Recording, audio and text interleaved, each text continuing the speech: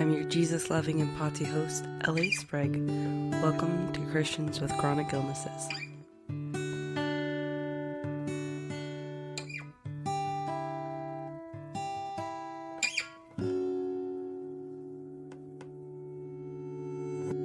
Hello friends and CWCI community. I'm so happy to be here with you for another halftime show where I'm going to be answering your questions. Forgive me if you hear my goldfish in the background. We recently got a fish and a snail, and the tank might be a little loud. Also, I'm recovering from the flu, so hopefully we can get through this, and forgive me for any breathlessness. Our first question today comes from a dear friend of mine named Maddie Page. Love you so much. Thanks for commenting. Great questions. Your question is, what are normal environments, in quotes, normal, expectations, or things that are actually difficult for you as someone with a specific chronic illness? If the world would be customized to you, what would it look like? This is a good question. I'm going to break it into two parts. The first part, what are normal environments, expectations, or things that are actually difficult for you to do as someone with a specific chronic illness?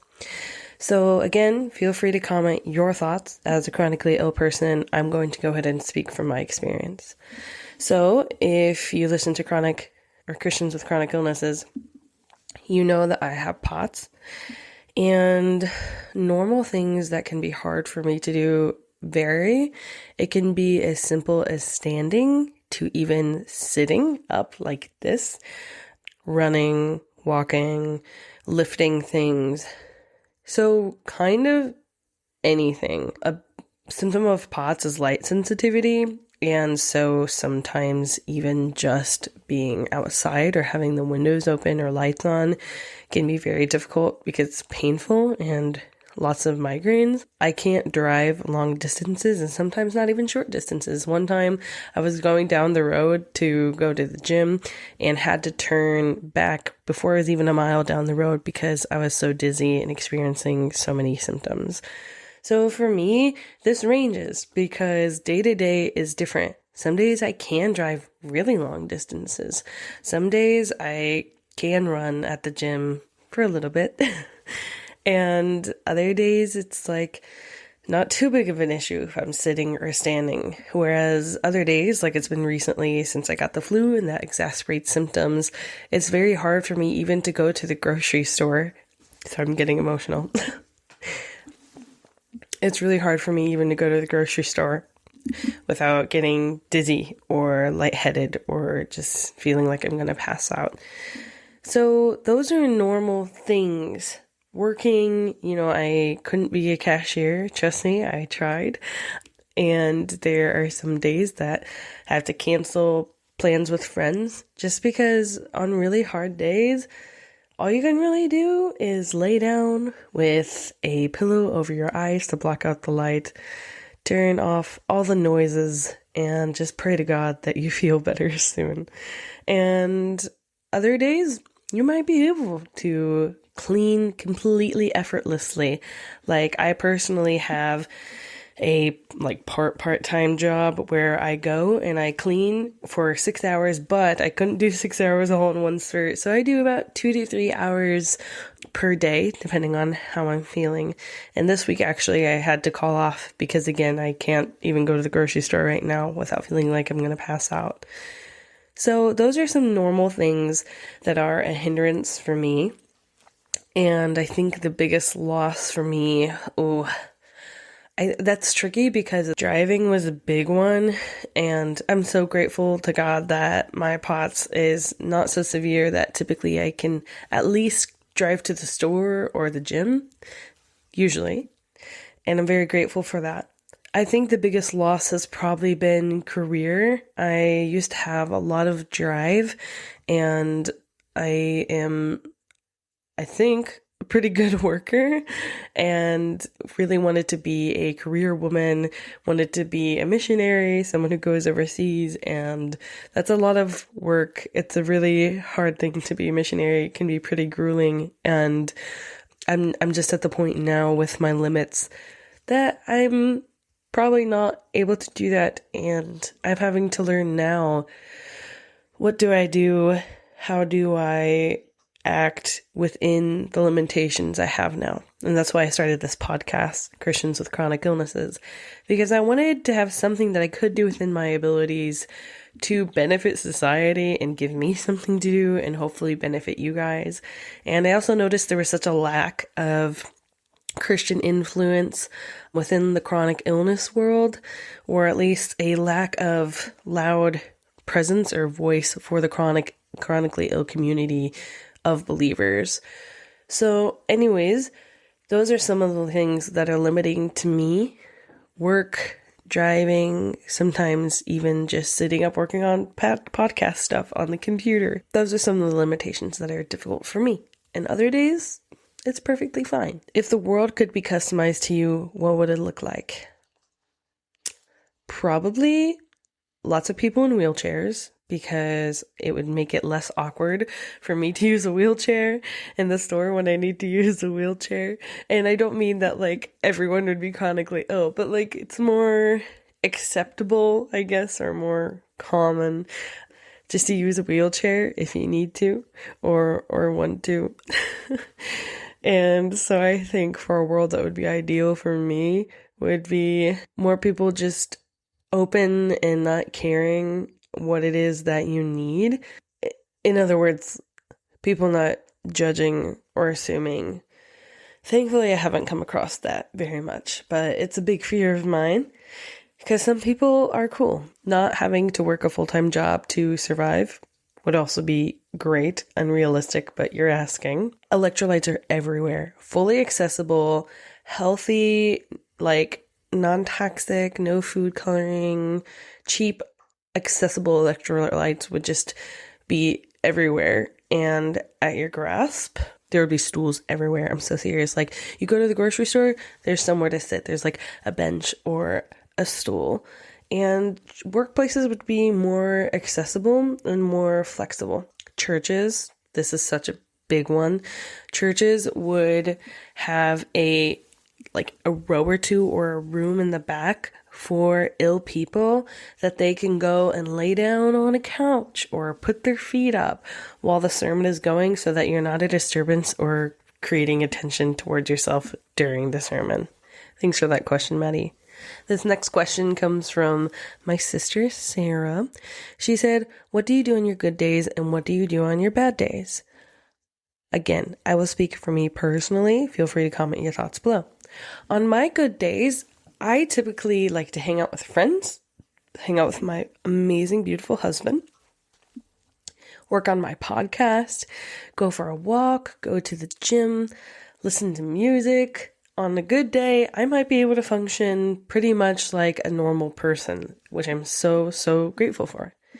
And on hard days, it depends on the level of hard. Some days are hard enough to where I just can't stand and get dizzy if I even move. So I'm able then to lay in bed and maybe watch some TV, scroll social media, or again, listen to music. However, on really hard days, like I had sometime yesterday where I had to do this, you just have to completely block out everything, because every single stimulus seems to bring problems. So I laid in bed with a pillow over my eyes with the lights off. My husband put a heavy blanket on the window to block out any light. And I had no music, no podcast, no distractions, just laying in bed in the silence as if I were going to nap, except for some reason I can't nap very often. So in that time, it can be easy to just feel the weight of your chronic illness. It can feel really sad and just debilitating and defeating that, oh, all I'm doing right now is laying in this bed, not talking to anyone, not doing anything, not benefiting society while my husband's working a full-time job. It can feel super defeating. But some things that you could do in this time, and that I've done in the past or even yesterday, one option, obviously, is that you could pray. You could think about what you're going through and how you're feeling with your chronic illness and be honest with yourself and with God. And be thankful for the new perspective that it does give you and the slowness that it forces you to have. A second option that I started yesterday and have done a little bit in the past is you can imagine and just create a whole new world. For example, I'm thinking of writing a book. Don't know if that'll ever happen. Okay, don't bank on it. But it's a thought. It's always been kind of a desire of mine. And so it was kind of fun to just dream through what that world would look like. What are the characters doing? What are their names? What are the outcomes?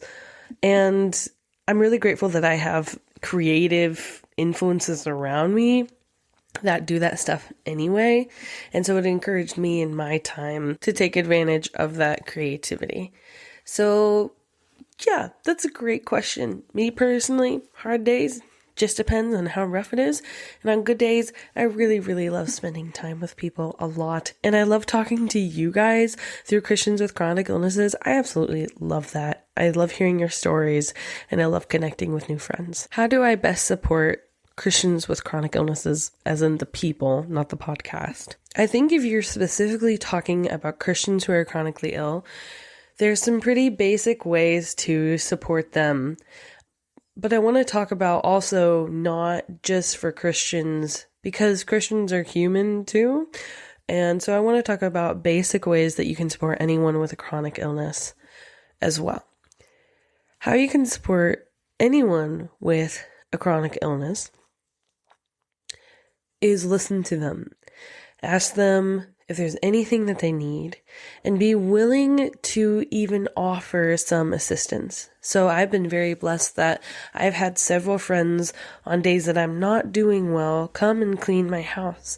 I've had my husband, again, put up blankets on the window to try to block out light and bring me water and electrolytes when I need them. I've had him, he's literally drug me from the kitchen floor to my bed because I almost passed out and couldn't get off the floor. So I think things that you can do to help people with chronic illnesses is ask, what is it that you need? Do you need anything? And what is it that you need? Because some of us, if you're anything like me, you just want to be left alone. You know that you have a weakness and it's embarrassing and you know how to take care of yourself for the most part. And so what you kind of want in that moment is some space. But there are other times that are really desperate, like lying on the kitchen floor and needing to get somewhere more comfortable and stable. And there are other small things, bringing them electrolytes, cooking them meals. It's hard when we're having flares to cook meals, or even when we're not having flares, because it takes so incredibly much energy. Like to just cook a meal, it takes so much energy that it might wipe our whole energy bank for the day. And so even offering them, hey, is there anything that I can make you? Can I go to the store for you? Do you just need someone to sit here and listen to what you're going through? Do you need space? Do you need me to bring you your medication? Do you need to put your feet up? Do you need a cool rag? All of these things are practical applications of how you could help chronically sick people, but trust them. Know that they probably know their bodies and know what they need. And sometimes maybe give them a little nudge, because some of us don't know how to ask for help and don't want to ask for help. And so it could be helpful if you're more aware of their specific chronic illness, you know, maybe triggers and things that could help avoid those triggers, or when they've been triggered, you know, some remedies. It could be helpful for you to offer them that assistance. A big thing in the midst of flare-up for a lot of us people with chronic illnesses is brain fog. And in that moment, you can't think clearly. You don't know what to say. You don't know what you need. And so hearing some options can actually be really helpful. But at the end of the day, a chronically ill person is just a person with their own autonomy, their own needs, and their own wants. So treat them like a person. Believe what it is that they're telling you. Affirm that what it is that they're telling you. I'm so sorry. This has got to be really difficult. Is there anything I can do for you? Can I grab your water, grab your medication, help you get to bed, cook you a meal? All those things. Affirm their struggles. Give them some options of how you could help them, and trust their response. Specifically, how do you support Christians with chronic illnesses? I think just, again, listening, sitting there and just being with them, if that's what they want, even if they can't respond, even if all they can do is lay in bed and hardly move, just laying there with them as a person so that they don't have to be alone is so incredibly helpful.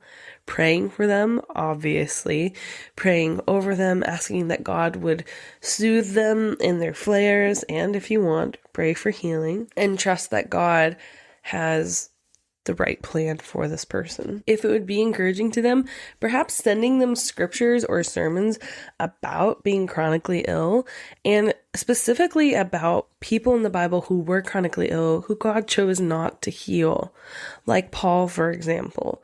This can be very encouraging to us because as Christians, we are often told that if we just believe enough, have enough faith, obey enough, we'll be healed. And so when that doesn't happen, it leads us to really deeply doubt ourselves or really deeply doubt God. And so in these moments, it's very helpful if you just remind us that we're not necessarily at fault for being sick. And if you could just remind us that God loves us and sits with us in that pain. And if we're mad at him, that's okay. If we doubt him, that's okay. If we disagree with his plan and what he's doing, that's all okay. Remind us that we're just human. Just because we're Christian doesn't mean that we have some sort of superpower, or just if we believed enough that God would heal us. It's not a promise. That's the prosperity gospel. And what we need to hear is reminders that we are loved and we don't exactly have to try in those moments. It's okay to get rest, and in that moment, probably necessary to rest. So remind us of God's love for us, his unconditional love. Remind us that it's okay that in that moment we might hate him or be angry with him. And remind us that he loves us, even through that. Maybe even send us some worship songs or TikToks or artists that are chronically ill, podcasts that could encourage us and help us to relate, because such a powerful tool for people who are chronically ill is connecting with those who are also chronically ill, especially Christians, because it can feel so lonely and so crazy to be the only chronically ill Christian that you know. And so helping them to connect to the church that will love them and not beat with them with a rod and comfort them in the midst of their flares and chronic illness is so important. Don't let them be lonely. Give them their space if that's what they need. And please don't push them with a bunch of scripture, but just love them. Just let them know that you're here for them and help them find resources in the church, online, of other Christians with chronic illnesses, like this podcast. Shameless plug. But anyways, it doesn't have to be this podcast, but if you shared it, I hope it would be encouraging. Maddie Page also asks, do you feel like you gained or lost anything because of your chronic illness? I'm going to say absolutely. I'm going to start with the negative of what I feel I've lost and then go to the positive of what I feel I've gained. Again, if you're chronically ill, I would love to hear your answer to these questions. Help Maddie to know. What have you lost and gained as a person with a chronic illness? So for the negatives, I feel I have lost a lot of ability.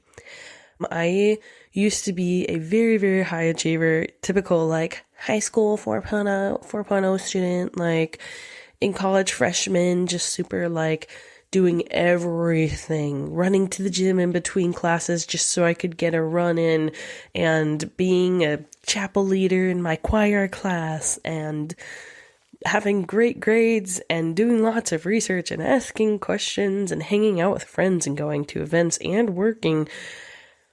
I used to really, really be involved and a big, big achiever. And for better or for worse, I don't have as much strength to do that anymore. I have lots of time, but I don't really have the ability. So I have personally grieved a lot of loss of who I was. I have lost, I feel, some of my dreams of going overseas. That's not impossible now.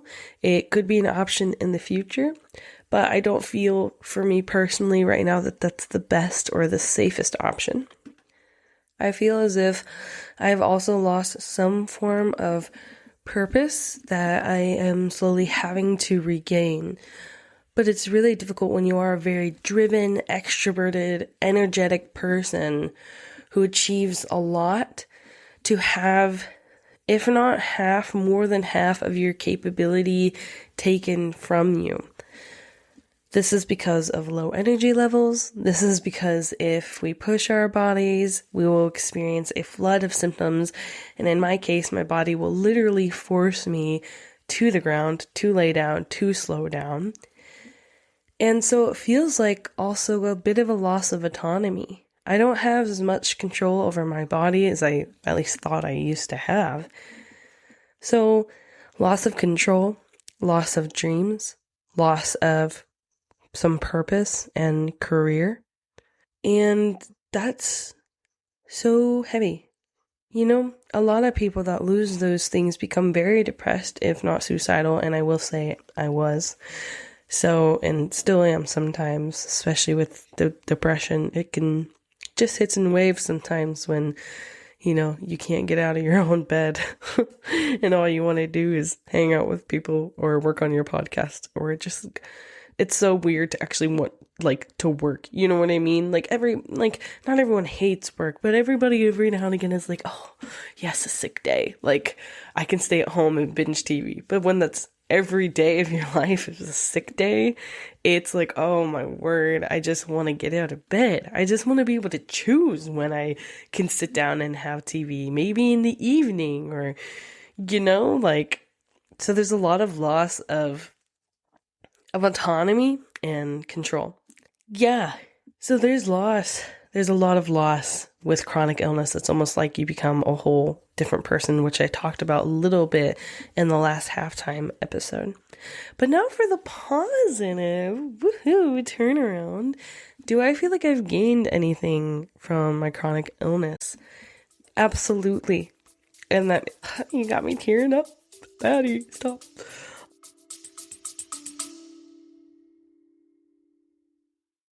Thank you so much for spending your precious time with Christians with chronic illnesses. Your support means more to us than we can even describe.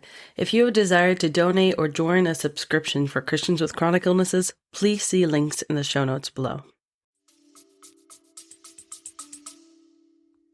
Absolutely. Me personally, I think my biggest gain is my husband. And that sounds so silly, but cute little romantic story real quick. I was going to live in Chicago and work as a cashier and probably become English teacher or work with some sort of refugee or ministry agency for a few years before I thought I was going to go overseas. And I really thought I was going to be single for the rest of my life. And I had accepted that in some pretty big ways. I wasn't a big, like, romantic in high school or anything, wasn't really super boy crazy. And I had definitely some crushes and some losses in high school and college.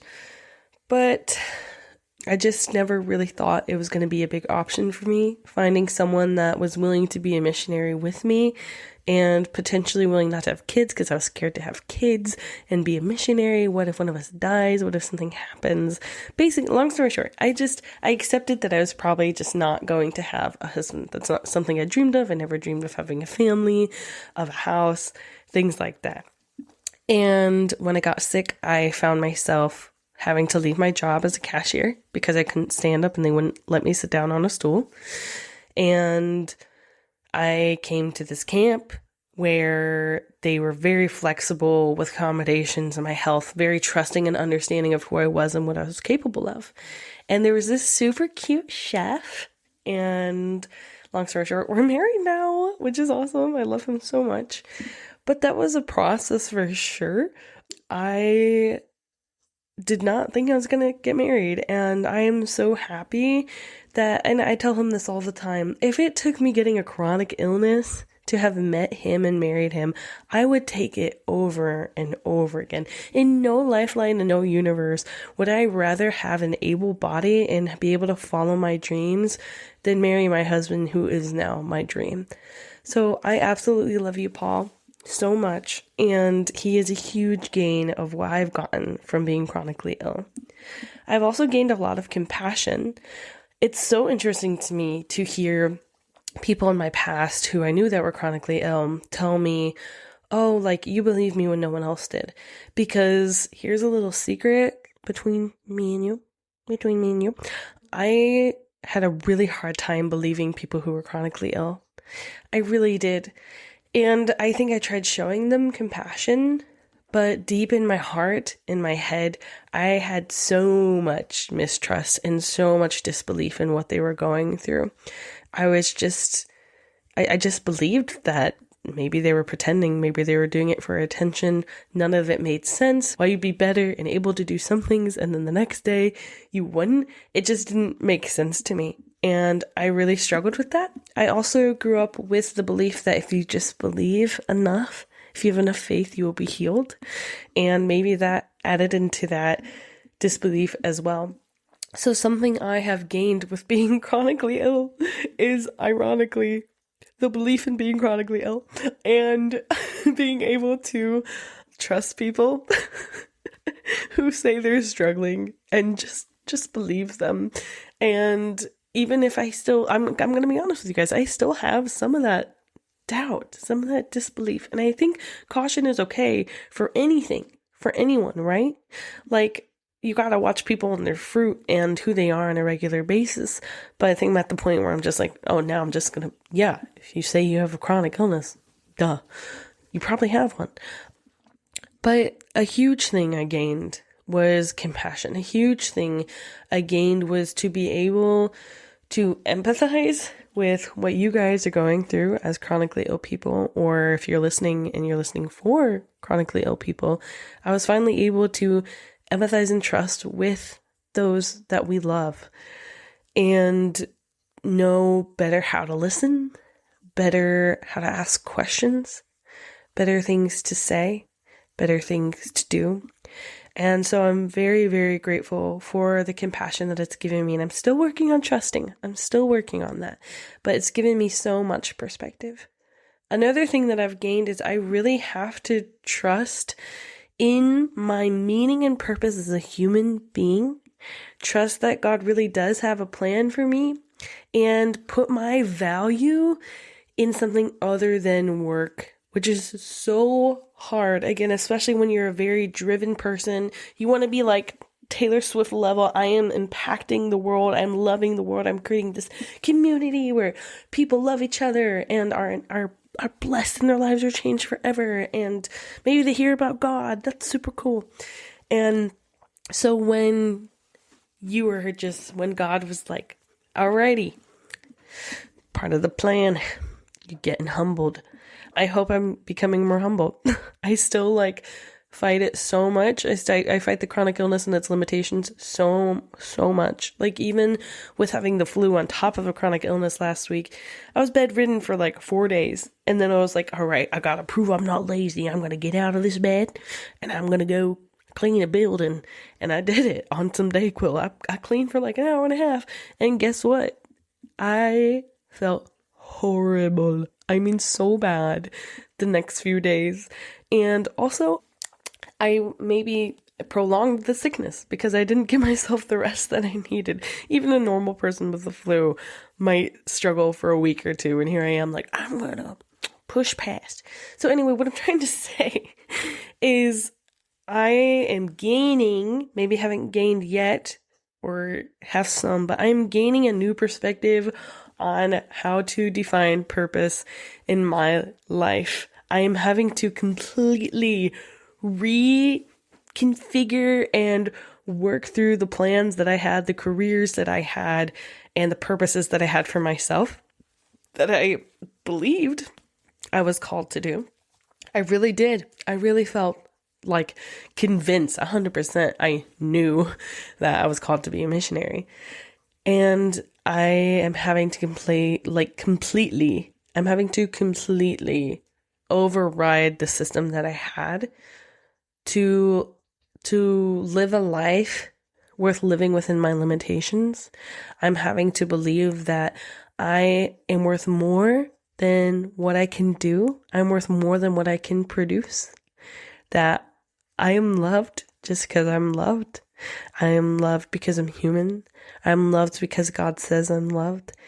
And even if I couldn't work another day in my life, my husband tells me this all the time, even if I couldn't work another day in my life, I am valuable, I am accepted, and I am loved. And people are valuable and accepted and loved even if they can't do anything. Because they're human. Because God made them. You guys, if you're listening, one thing I hope that you gain from your chronic illness is knowing that your purpose and your value lie more than in what you can do and what you can handle. They just lie in who you are. Guys, we need to start loving ourselves, accepting ourselves, and being okay with our limits. I know it's so hard not to shame ourselves when we're not who we used to be and we're scared of what people think, but let one thing that we can gain from our chronic illness be a new, glorious, beautiful, true, unbreakable perspective of ourselves. Okay, I'm off my soapbox. Thank you so much for listening to the Halftime Show. I really appreciated these questions a lot. And I hope that you guys enjoyed the comments and that you enjoyed what I had to say. Please comment any questions that you have for the halftime show. Comment any responses, any thoughts that you had throughout this specific episode. And I love you guys so, so much. Thanks for listening. Thanks for being here with me. Let's do this. Let's love ourselves. Let's listen to our limits. Let's trust that God has given us inherent value in of ourselves. And if you don't believe in God and you're here, just trust yourself. Give yourself value. You are loved. You have a purpose. You are not defined by what your body can and cannot do. And we are so happy that you're here. Until next Monday. Thank you for being a part of the Christians with Chronic Illnesses community and for tuning into our podcast. Please follow, rate, and subscribe on Apple Podcasts, Spotify, and Patreon. You can also follow our socials at CWCI Podcast. If you're interested in sharing your God-given story, we'd love for you to email us at cwcipodcast@gmail.com. This podcast cannot substitute for medical help and is purely for encouragement and entertainment. Please see your doctor before trying anything mentioned on this show. I present to you The Supernatural Case of an Accidental Time Traveler by my husband, Paul J. Trumba. It's a super interesting book. I'm not even much of a reader, but I read through this thing pretty easily. It's pretty large print, and it's about 500 pages. You can find it on Amazon. It's about Lou Barrett, who suddenly finds himself in London in the 1800s. He has no idea how he got there, and he goes on to form a really hilarious and cute relationship with a witch, a wizard, and a brawler, and they go on to fight supernatural evils together. I highly recommend. It's definitely for mature readers, but it's a really good book, and you can find it on Amazon. Again, that's The Supernatural Case of an Accidental Time Traveler by Paul J. Trumba.